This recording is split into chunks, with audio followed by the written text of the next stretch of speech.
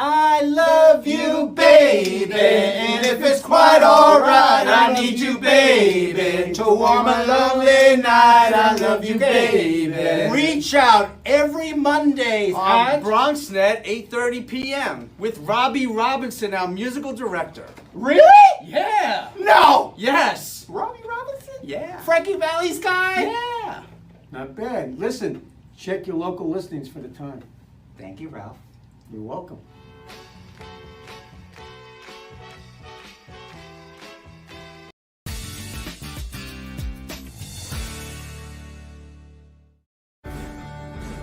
Colin Powell was a regular guy, 4-star general, and he never forgot where he came from. Colin Powell was born in Harlem, New York on April 5, 1937. His parents came from Jamaica. He was raised in the South Bronx. As he says, he was just lucky to escape drugs, which he escaped, or being shot or shooting someone. If his parents were working, his aunts were in the other tenements looking out the windows, making sure he stayed straight. Powell went to New York City public schools. He went to City College of New York, and that's where he found the ROTC, and it felt good to him, and he was good at it. After graduating in 1958, Powell was commissioned as a U.S. Army second lieutenant. He met and married Alma Vivian Johnson. The couple has 3 children. In 1962, Powell was deployed to Southeast Asia. While he was there, his wife Alma was with her family in Birmingham, Alabama, and while he was in the jungles of Vietnam, the racists in Birmingham, Alabama were blowing up churches. In 1963, while on patrol, Powell was wounded by a booby trap. He rose through the ranks, and during a second Vietnamese tour, Major Powell survived a chopper crash. He was injured, but still managed to pull others from the wreckage. He received a Purple Heart. Those kinds of experiences really shaped him very much. Powell earned an MBA from George Washington University in 1972.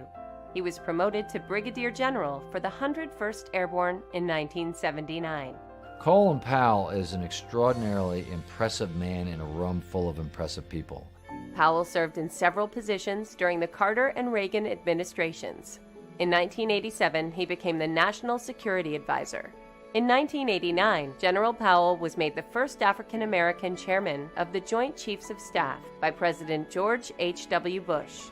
I once interviewed him when he was chairman of the Joint Chiefs of Staff and said, General Powell, here you are, son of Jamaican immigrants, born in Harlem, raised in the South Bronx.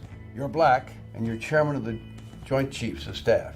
He said, it's a wonderful country, Sam. It's a wonderful country. In August 1990, Iraq invaded its oil-rich neighbor Kuwait.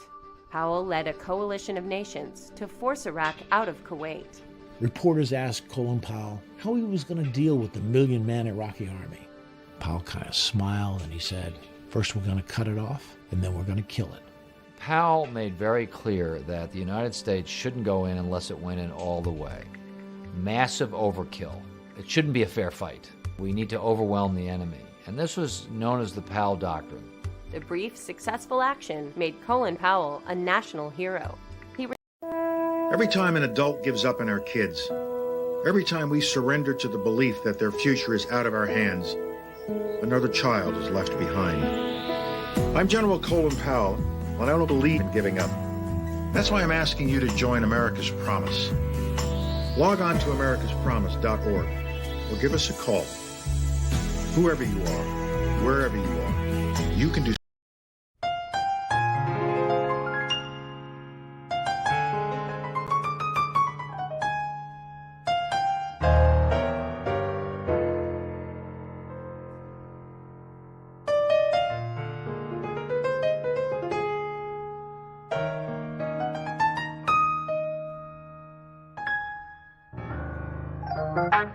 Reach out, oh, red and seed.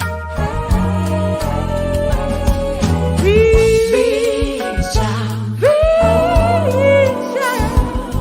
with red and seed.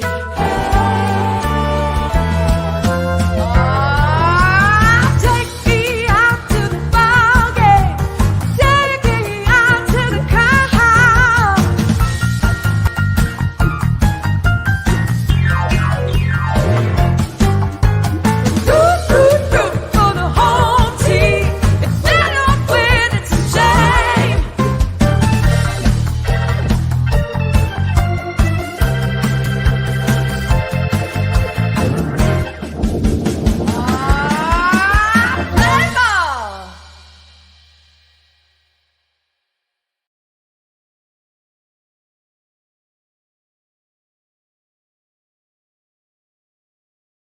Hello, everybody, and a very pleasant good evening to you wherever you may be. Welcome, welcome, welcome to Reach Out with Ray and Steve. This is the show where East meets West, where the Yankees meet the Dodgers, baseball meets music, and we all come together for community.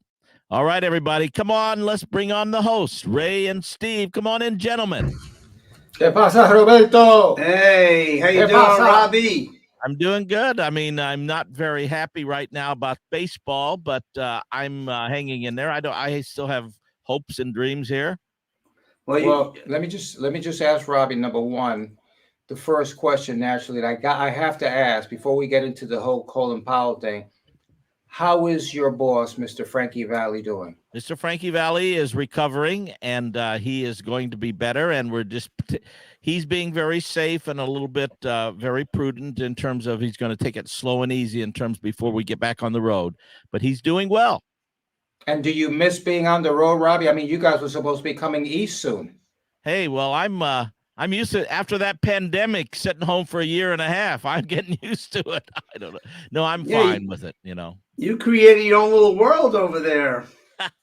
I just live in my little bubble right here. Yes. Well, all I know is that, we were ready to start negotiations with Frankie in regards to keeping Robbie Robinson here as opposed to going on the road. So, I don't know what we're going to do. And I don't know how negotiations are going to get because your agent's a real pain in the neck, Robbie. So we'll see. Well, I hate to tell you, but our agent may be a little bit tougher than your agents because you better be careful what you say in the public domain here.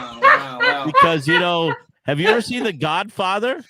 Oh, are you gonna bring the Godfather card out, huh? I'm not gonna say. But Robbie, don't forget the Dodgers are down 2-0. Well, yeah, you know what? I may remind our Yankee friends over there in New York. Here we go. Hey, we've got them right. To quote my great hero Tommy Lasorda, we got them right where we want them. Last year, the Braves were up 2-0 to the Dodgers. They won the first two games. We came back and won it all. Now, and if you want to go back to some of the good old days, like 1981, when the Dodgers and the Yankees were in the World Series, the Yankees beat the Dodgers the first two games. Dodgers came back, bang, bang, bang, bang, and won the series, World Series, 1981. Wow. You mean it's the 27-time world champion Yankees, those guys? Yeah, but I'm talking about the current reigning world champion Dodgers.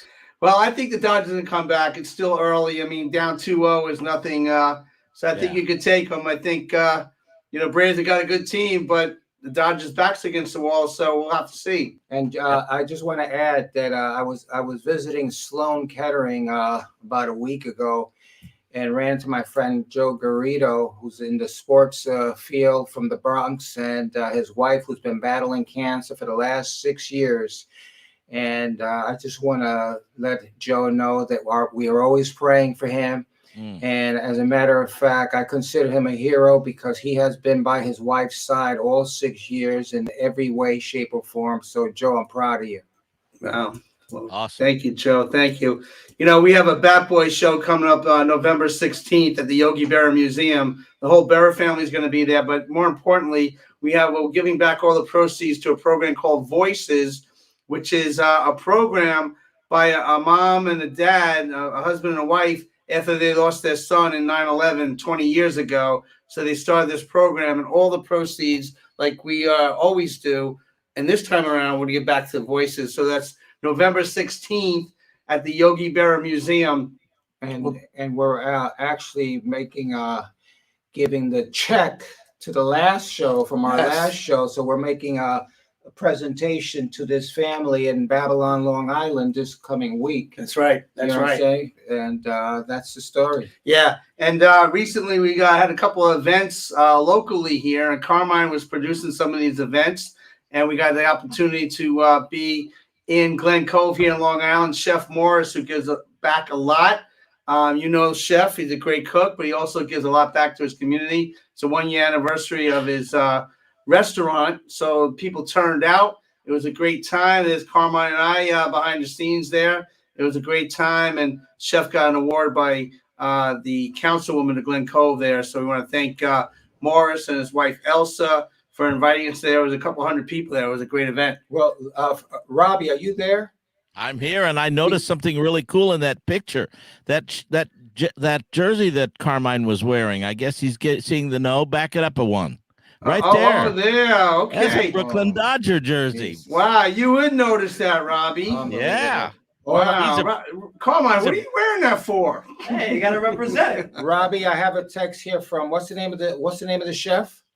Morris. Yeah.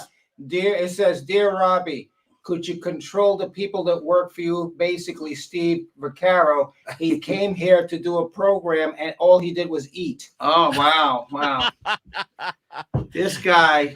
All right, so thanks. It only took 10 minutes to throw me under the bus, so that's good. Usually it's like 1 minute, so we're good. Well, you guys are back together again, aren't you? After you've been missing each other. But I'm happy because Lenny Randall, he's one of our guests today. He has some ties to the Minnesota Vikings. I'm a Vikings fan. They won. What does Lenny Randall know about the Minnesota Vikings? We'll talk about it, but they won. We're on the road to the Super Bowl. Lenny came out to talk baseball. He'll talk baseball, but he's got something to talk about. You always throw him, But Bat Boy is a story, and Yankee Miracles kind of goes over Thurman Munson, your relationship with Thurman Munson, Billy Martin, George Steinbrenner. Lenny was there in that period. And Reggie Jackson. But Ray, did you know Reggie can cut a joke?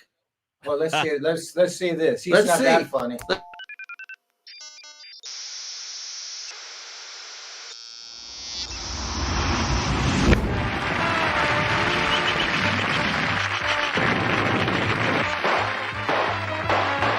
Funniest joke I ever heard, I tell you.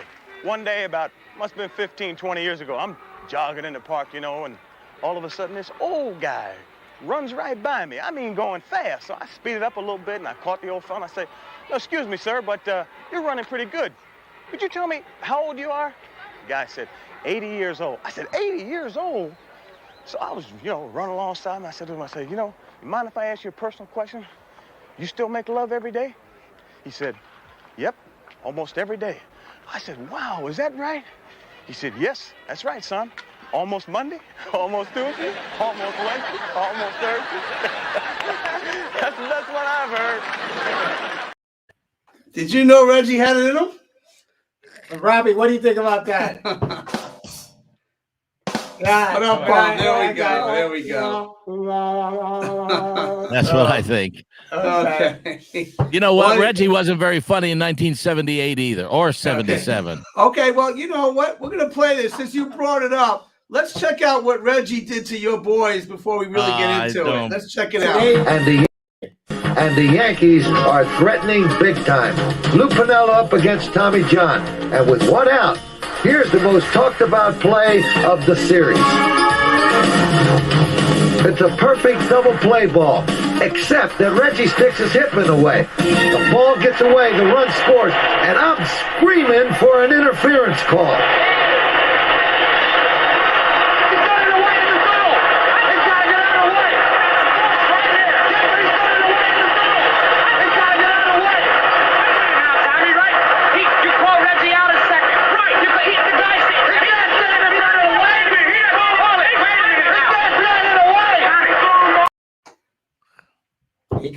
Reggie got out of the way.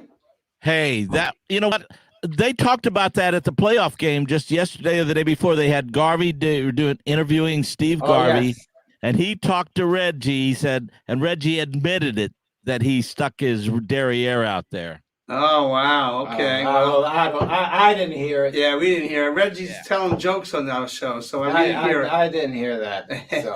But you know what? On a serious note, it's about Colin Powell. We lost an American hero, and we started the show talking about that. So we have Louis Castillo backstage. We want to bring him on because he has a personal experience that he wants to share with our viewers. Squeegee, are you there?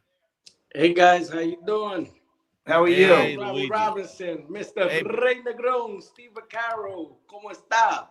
¿Cómo está? How you doing today? Doing good, doing good.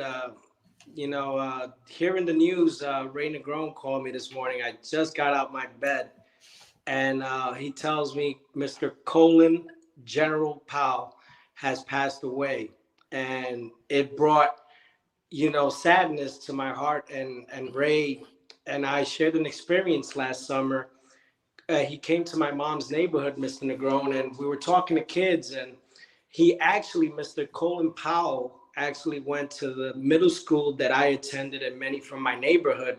It was called back then IS 52, and now it's MS 302. And Mr. Colin Powell is a big symbolism of inspiration and motivation because he passed by through that neighborhood when it was very poor, very separated, and a lot of drugs were infested in that neighborhood. But he made us believe because he attended that school and he went on to do big things in his life. And he came from the South Bronx, from that neighborhood on Kelly Street, which has been all over the news. And a guy like Colin Powell, it's a big inspiration for our youth nowadays, you know, coming in and growing up and wanting to become someone. And he shows that, you know, it doesn't matter where you come from. You know, you can make dreams come true if you work hard, stay on the positive road, and give back to others like he did. Now, last week you was at a school, PS 55, in the Bronx with Gio Urshela. And do you have that little video of Gio Urshela and Luis Castillo? Very, very special, like Boogie said. And Mr. Gio Urshela, I was a former Yankee bat boy in the 90s in the Dynasty. And I want to tell you something. As a kid, my childhood idol was David Cohn. And I work for him now. And it touches my heart what you do for these kids. They look up to you. And you're a great role model. You keep working hard. And you're going to be a winner, brother. You hear me? Thank you. And let's give him a round of applause. Because as a bat boy, I know these players are always busy. And they have their own personal life. But for him to take his time to come here, it shows that he loves you guys. And this is the inspiration that you guys need. This is your motivation. Doesn't matter where you come from. You all can make it. You all leaders, each and every one of you. God bless you all. Nice job, Squeege. That's awesome. Awesome. And it's the aspect that last summer we visited that school to, in essence, honor Mr. Powell, not thinking that he was going to leave us anytime soon. At the same time, put that picture up again. This is what guys do. Okay, this is Gio Urshela with the kids in the Bronx, and this is a day after they lost the playoff game, and right. it just shows you that, you know, the kids, how important these kids are, and ball players need to, in essence, give, you know, continue to give. Right. I mean, well said, Luis. Great job at CS55. Ray, thank you for setting that up and working with everybody, with Gio. There were so many great people that came out, but it was all for the kids, and that's what we always do. And before we get a little further, Colin Powell has mentioned over and over again in different interviews how it's important to give back to our youth. And now, check this out. He talks about mentoring. Let's see what he has to say. What mentors do for children is to pass on 100 previous generations of experience. And if that is not passed on to a youngster, the youngster will get that experience in the street. That's why mentoring is so important. That's why each and every one of us who has some time, some talent, and some willingness to get into the life of a child will volunteer to do that. It doesn't mean you become their parent. It just means you're there for them. January is National Mentoring Month. Share what you know. Become a mentor.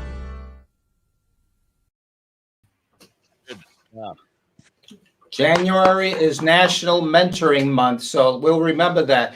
And I never forget what Frankie Valli always says, that, you know, you can be a giant and be nice, or you can be a giant and not be nice. And it's just as easy to be nice, right? You know, and I always like that. He said that, actually, believe it or not, on the Yes Network when I was showing you that to you about a week ago, Robbie. Yeah. And can I say something, guys, on behalf of Steve and Robbie? I want to tell, you know, Ray this so he can understand where I'm coming from. What he's done mentoring me over the years and helping me understand, because I'm not perfect. No one is perfect in this world. But when someone like that doesn't give up on you, just like Mr. Colin Powell said, And what Ray's done for me, and now I can pass that baton down and help someone else out. That's what us human beings should all do all around this world, and it will make this world a better place. And that's what I pray for every day.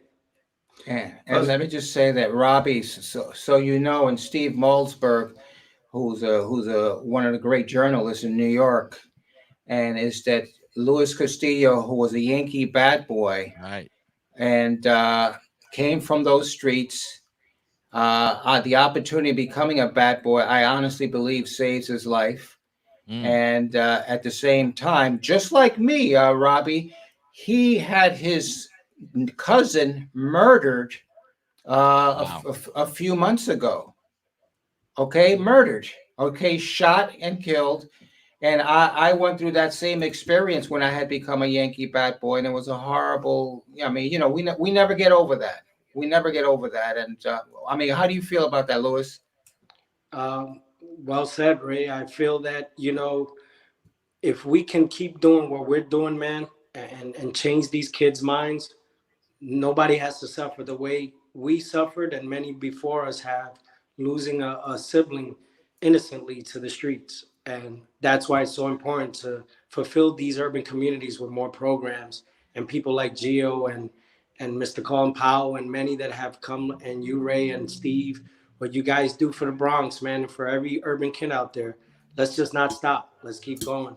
Change people's minds. As the old song says, reach out and touch somebody's hand. Make this world a better place if you can. Amen. There you go. There you go. Squeegee, thank you. We love you, brother. Keep up the great work that you do. And thank you for reaching out to those kids over and over again in the Bronx, in your community. And it means so much coming from you.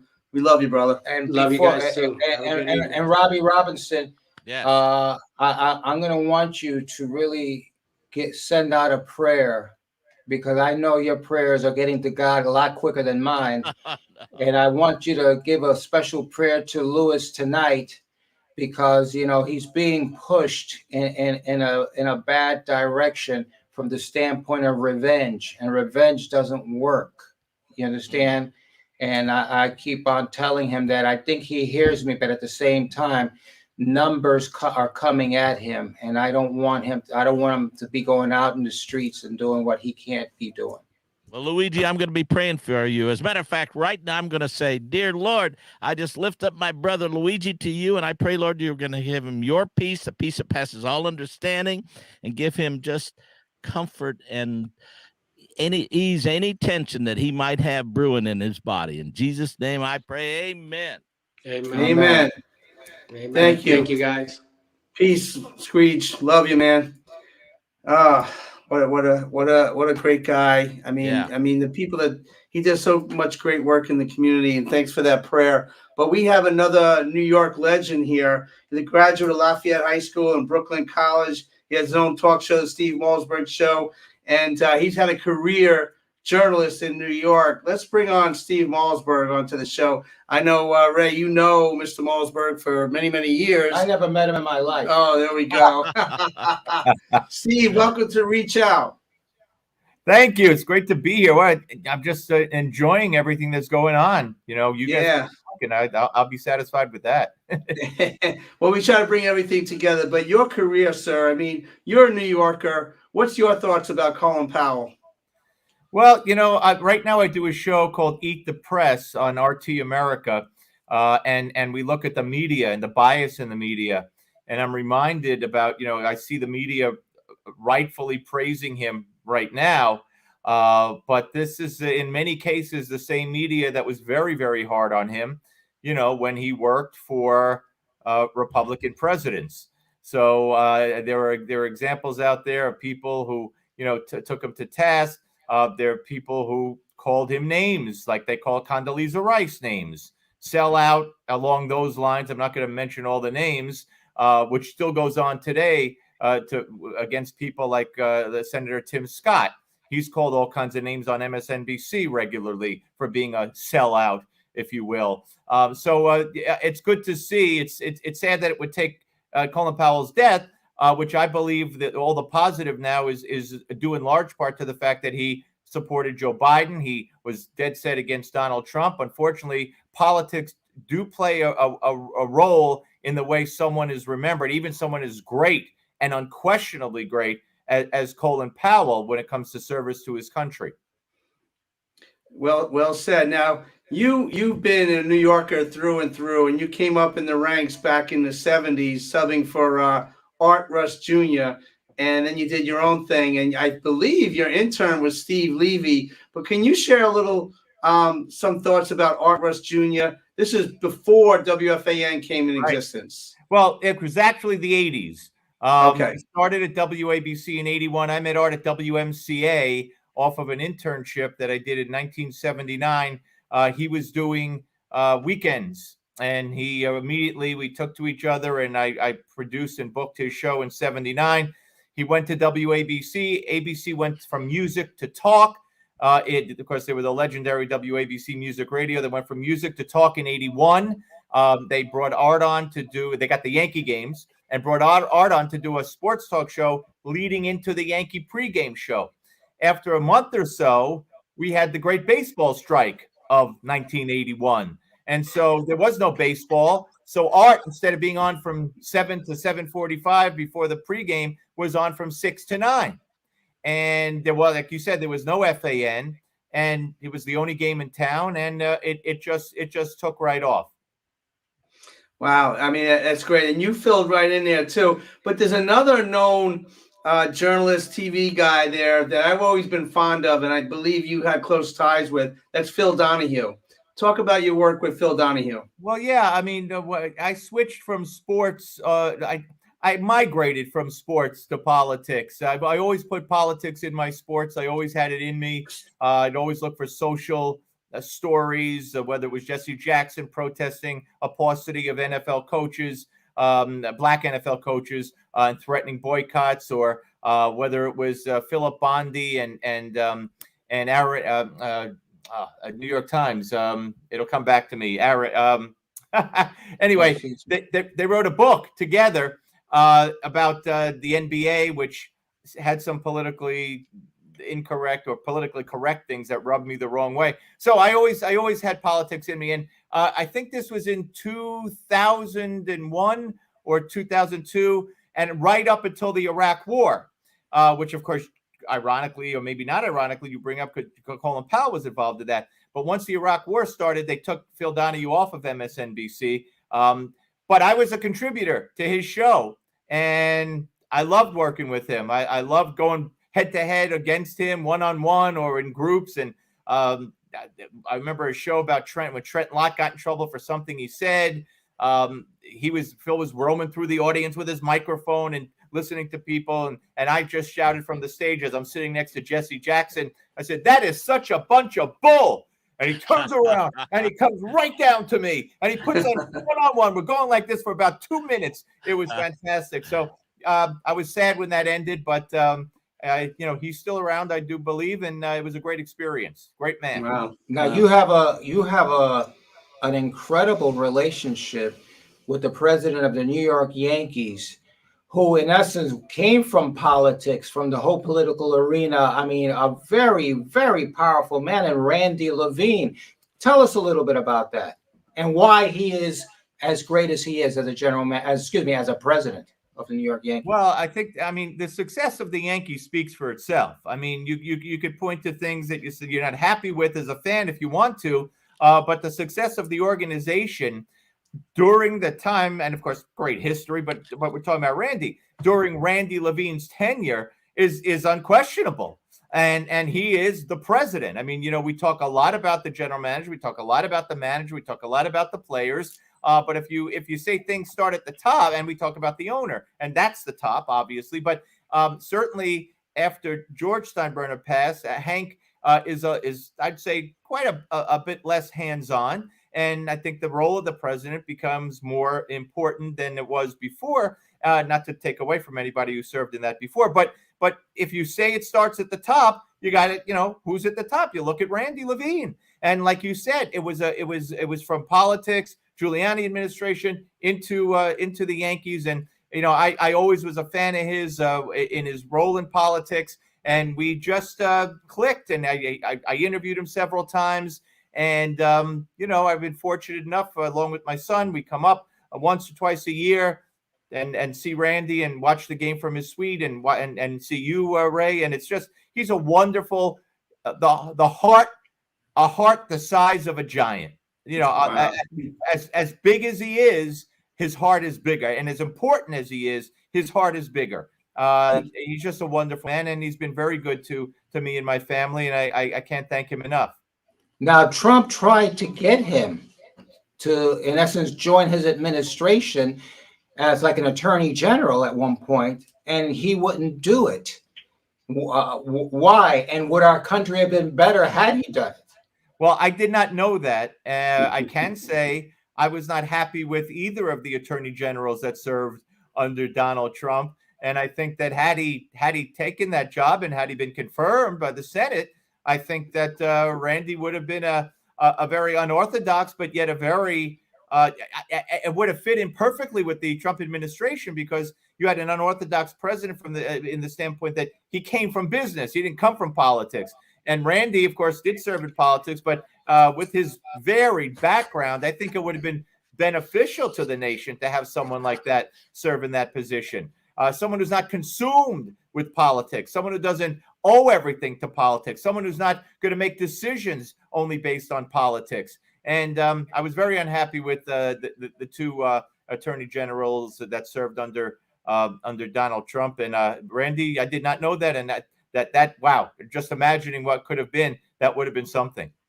Well, it just shows you the power of being involved with the New York Yankees. I mean, that brand is crazy. Like the Dodgers, incredible brands. Oh, That's yeah. right. Oh, That's listen, right. Steve, I'll give you an example. I'll give you an example. I mean, yeah, I know somebody. I know a kid who interned for the Yankees and went on to have another internship afterward, and then get a job with that second internship with the other company. And when they see New York Yankees on that resume, even in that capacity as an entry level, as an intern, whatever, during the summer while in college, it means so much. Sure It means so much. It's a door opener. It's impressive because the Yankees, and no offense to the Dodgers, but the Yankees, I believe, are the cream of the crop when it comes to organizations, and they are considered as such in the business world. And again, that's another tribute to Randy and all the people who have come before him. But Randy, who's there now, Randy, who's been there for so many years, and Randy, who continues to get the job done. And also people like, Lon Truss. By the way, you talk about Lafayette High School. We could name Larry King. We could name Johnny Franco. We could name Vic Damone. We could name a lot of people. But Lon Truss of the Yankees also went to Lafayette High School. So, Steve, which arena is more vicious, politics or sports? Wow. There's viciousness in both. As we're, you could look at ESPN these days, and see the viciousness and the bias of ESPN. Yeah, you name me a strong conservative that's allowed to be on ESPN. They're just not there. And the recent firings and the controversy and the political correctness, it's horrible. And I think that's a very emblematic. Look, you look at the social justice movement that rammed down people's throats. I mean, people on this very panel here might disagree. Ray and Steve might disagree, but to me, they wouldn't allow Pete Alonso. By the way, Harvey Arrington and Philip Bondi wrote that book that I was talking about. But they wouldn't allow Pete Alonso to put 9/11 tribute on his sneakers and buy those and have those made and handed out to the players on the Mets.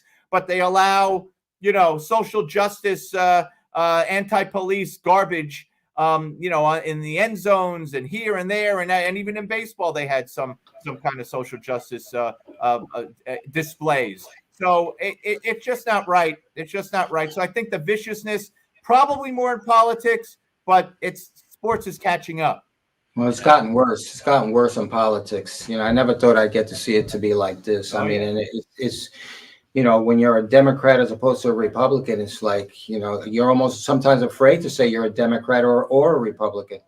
Oh yeah, I mean they've got they beat up Trump people with Trump hats and banned people, and I mean people got injured and hurt. They slit their tires. They took shots at them. And if this had happened the other way, which would be equally as wrong, the media would be all over it. But if it's a Trump supporter, to the media, they're Nazis, they're homophobes, they're xenophobes. They kind of deserve what they get. Well, Robbie Robinson chased me with a drumstick a couple of years ago. So. Wow. Well, you know what? We have Lenny Randall backstage. We're going to try to bring him on. I think, Steve, you know him. Robbie, I think you know him, too, from a distance. He's a great ambassador of the game. He's the most interesting man in baseball. Lenny, are you there? Hello, guys.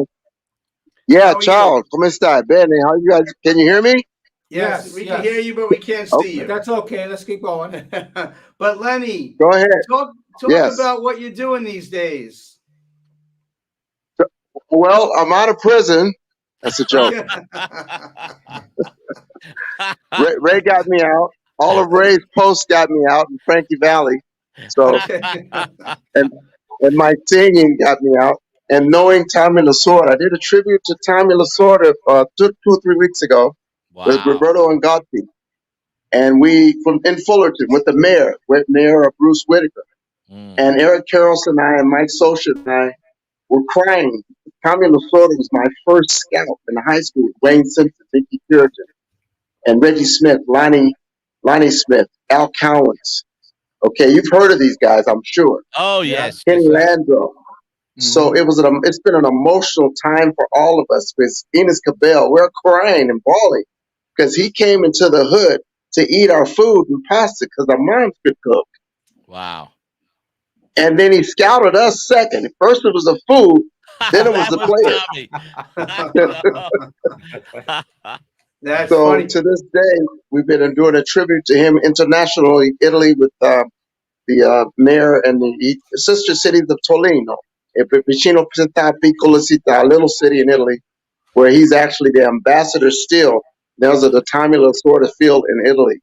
Wow. Lenny, tell the people about your experience with the Yankees in '79. Which one? The one when you took my Mercedes Benz and I'm still looking for it? Or the one when Steinbrenner brought me in the day of Thurman and Reggie and Lou Piniella coming in and we were crying and bawling because we lost Thurman, the captain. And my experiences were like twofold because as a Texas Ranger, I would always hear I'd be a Yankee, and I didn't know how that was going to happen. I'd hear from Mickey Mantle, and I'd hear from DiMaggio, and I'd hear from Yogi, and I didn't know the language they were talking. Yeah, I think we're having some technical problems, but we're going to try to get him on the phone. We have a video here when he was with Seattle, and this is the kind of guy this guy does. He's a jokester. He's serious. But he's the most interesting man in baseball. Let's check this little video out. Against reliever Larry Anderson. Fastball. Now here's Lenny Randall. When the Mariners beat the Red Sox, hitting baseballs out of sight. Every kid who's 14 and under will want to come to Jack and Get a free jacket. Get a free jacket. Get a free jacket. So Lenny, you just showed a little video when you were in Seattle. That was cool. Talk about that because you're promoting. You're always there for your teammates in your tuxedo. But talk about what it is to be, a teammate for all these teams and what you do. And you're the first American player to play in Italy, I think, in 1983. It's kind of weird. I was like in college at Arizona State. We would go over to different countries. I played in the Olympics, played against Cuba, played against Fidel Castro's team, Panama, and Puerto Rico. And I didn't know the element of baseball until I met Lasorda, because he says you're going to have a world experience. I'm 18, 19, listening to Don Drysdale and Albert Pearson tell me stories. I had no idea what that was going to lead to. So having the experience playing in 6 teams, major leagues, Seattle Mariners, Texas Rangers, Yankees, Mets, Cubs, and it's been a phenomenal experience. It's a dream. I'm like living in a dream. Ted Williams flies into Arizona to pick me up, and I'm going, who's Ted Williams? I thought he was a pilot for the Army. Close. Can you hear me? Yes. Wow. That's incredible. My life hasn't been normal since. And being asked to do commercials, TV, promotions, internationally, 5 languages, 31 countries, I'm like, dude, I'm still 19. You know, we have Steve Malsberg on here. I don't know if you guys ever crossed paths, Steve. It doesn't go away. And playing in Seattle with Maury Wills, who was a former Dodger, learning how to punch from him. I've been around the Dodgers since I was like 6 years old. Well, Robbie Robinson.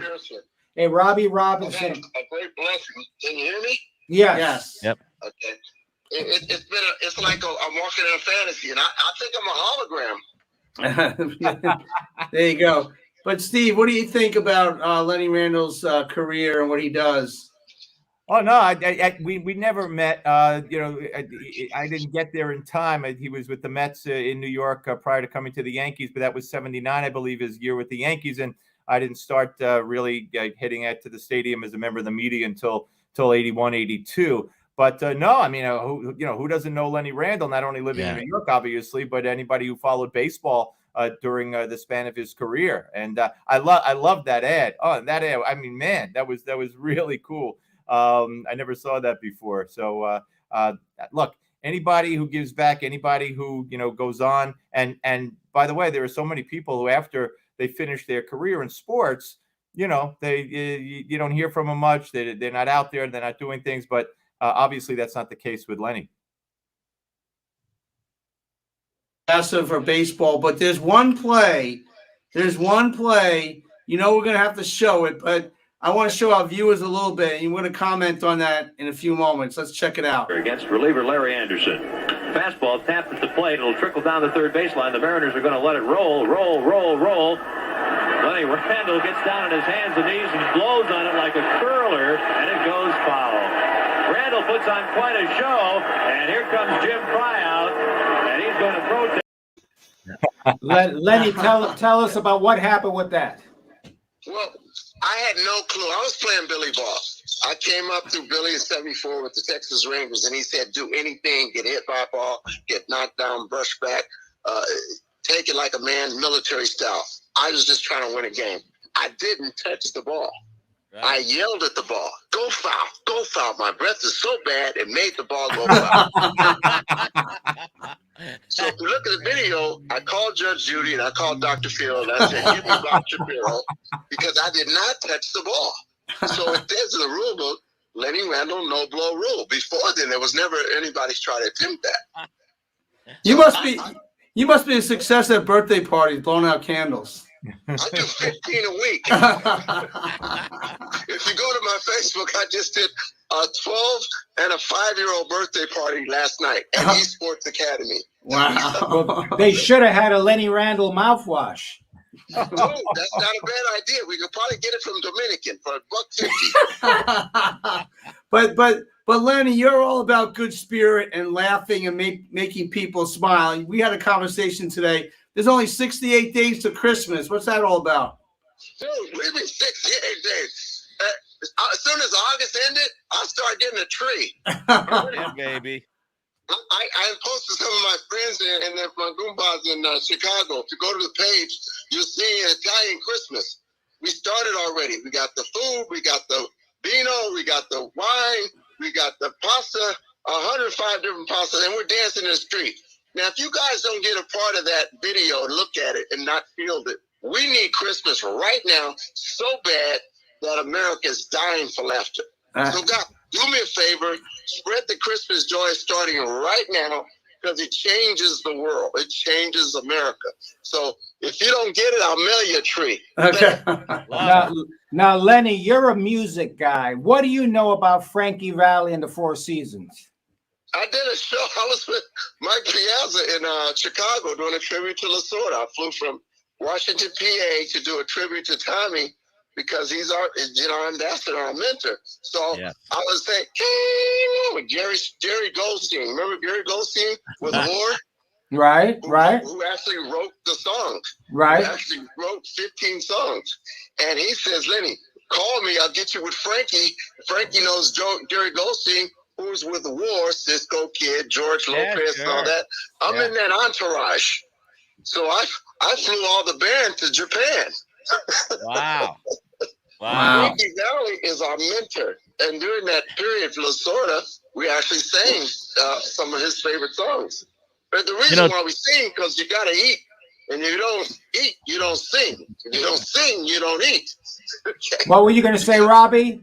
Tommy Lasorda used to come around a lot with Frankie Valli shows, and we had a great time. And I remember having dinner with him, and of course, Tommy Lasorda and Frankie Valli were both Goombas, and so it was always a lot of fun with Tommy. Lenny's Tommy a was Goomba a great too. mentor. Yeah, Lenny's more Italian than Frankie Valli. I know.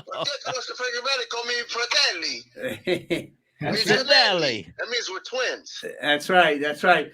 Well, Lenny, we want to thank. Wait. I gotta ask Lenny, what is your favorite Frankie Valli song, Lenny? Hang on, Sloopy.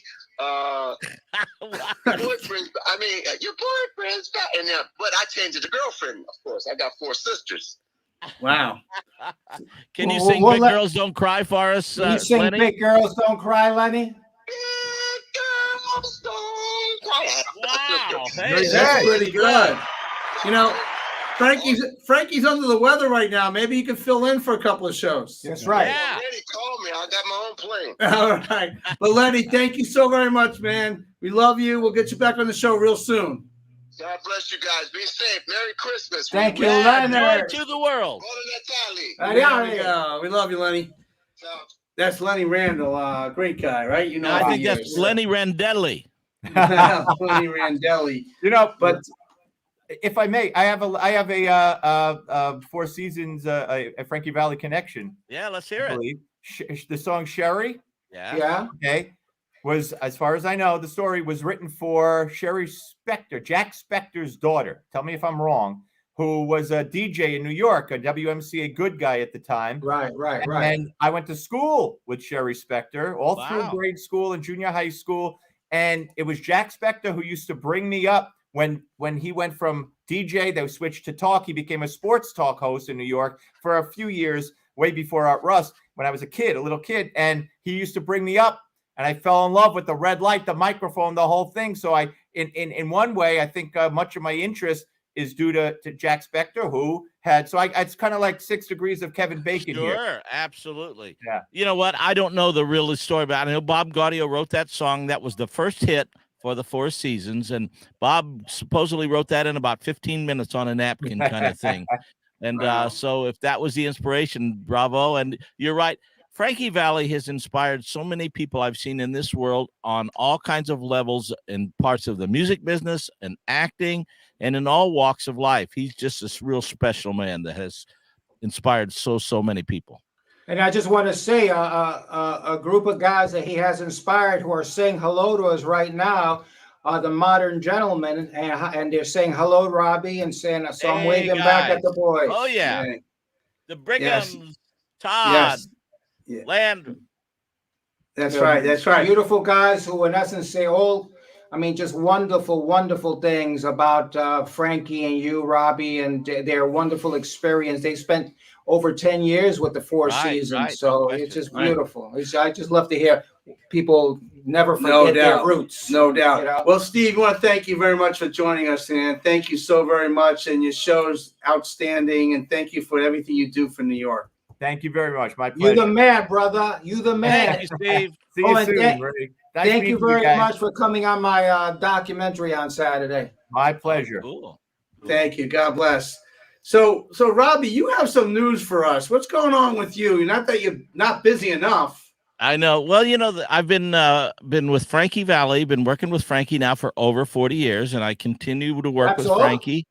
Yeah, 40. That's almost as well. It's almost as long as you and Ray, right, Steve? That's right. But, just about.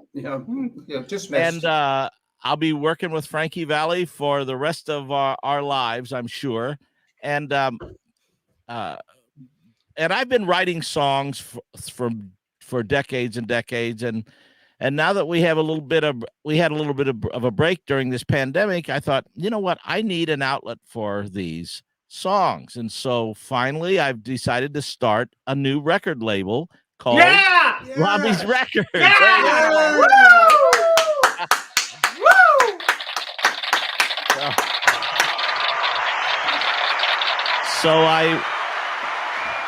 So why not? Because I've got hundreds of songs laying around and recordings through decades of stuff. And so, of course, you guys know my collaborations with our friend Sarah Nimitz, who we did the theme song for this show, which is our version of Take Me Out to the Ball Game. And Sarah and I got together. Our buddy Joey D, who was of Joey D and the Starlighters, had a big hit record in 1962 called the Peppermint Twist. Right. And Sarah and I have done our own version of the Peppermint Twist by Brother Robbie and Twist Girl. And it's sort of a modern, fun version of it. Joey D loves it. Joey D just came out with a new book called the Peppermint Twist Chronicles, which is a really, really cool book, and I encourage everybody to get that book. I wish we had a picture of it here, but you can get it on Amazon. But this goes hand in hand with that book, and it's our version of the Peppermint Twist, and I thought maybe we'd play that. All right, check it out. The first release. This is the first release on Robbie's Record. Can't wait. Awesome. 1, 2, 1, 2, 3, 4.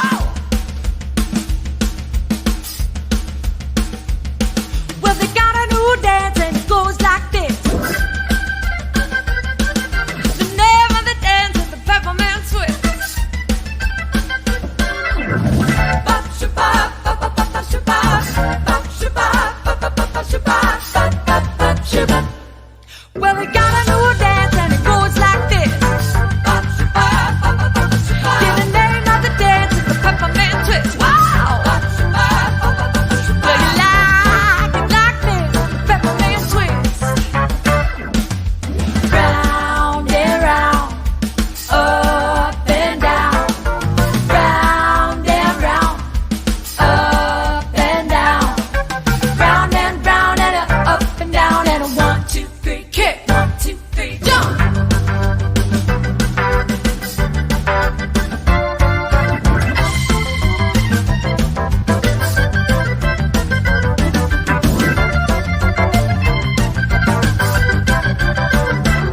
I've been living it on a 45th Street,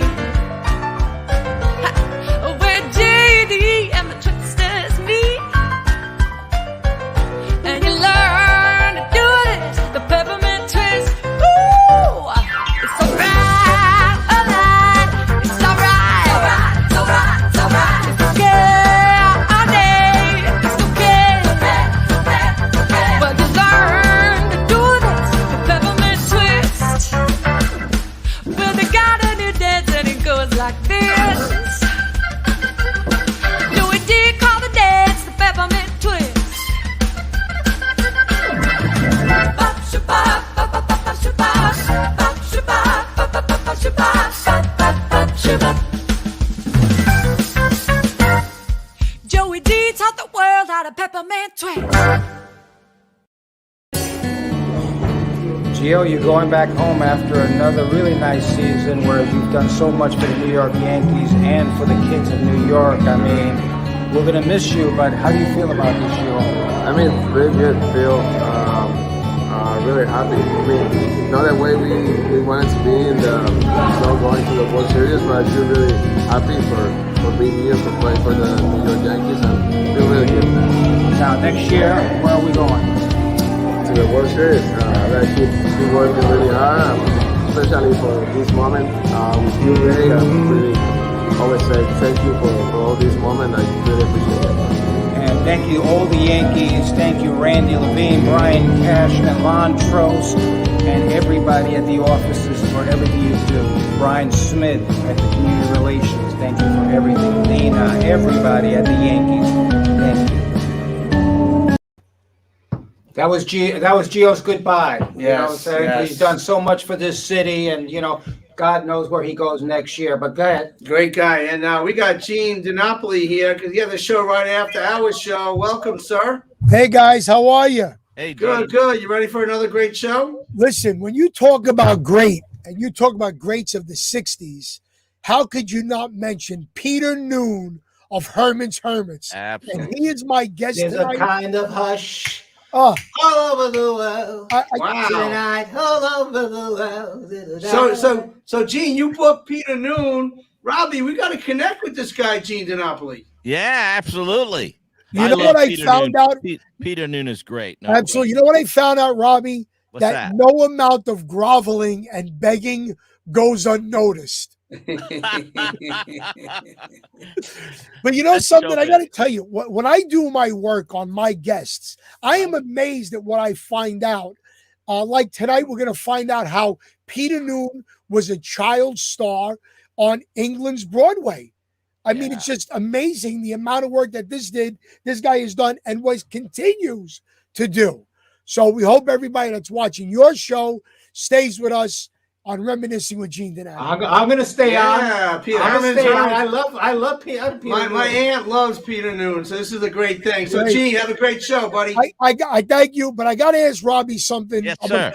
Robbie, I'm going to put you on the spot. I'm You're on the not going to spot. get Robbie Tell me. Robinson. He's not leaving. Will you be a guest on my show? See, there he goes. Here we There go. you My go. people, I'm going to have my people talk to your people. Ray Negroni here will we be go. negotiate it for you. I am my people. I'll see you guys. Great show. He's another goofball from the Bronx. Thank you, Gene. So, Robbie's Records. You got your show tonight. What's going on tonight in Jam and Java? Well, I think I have a poster here. It's going to be announcing Robbie's Records. So today we're rolling everything out here. And we're just getting all the ducks in a row. It's going to be, all of music is going to be out there on all the major platforms and even TikTok. I want to see Ray do a nice TikTok video to the Peppermint Twist, man. You would just kill there it. we go. There we go. Get your afros out there, man. Coming back, baby. There we Coming go. back. You gave him Yeah. a new thing. Yeah. Robbie, thank you so very much, Thank man. you. Have a great show. Robbie's Records. We can't wait to Robbie's help you along Records. with I'm gonna that. cut an album. We love you. Go Dodgers. Go Dodgers.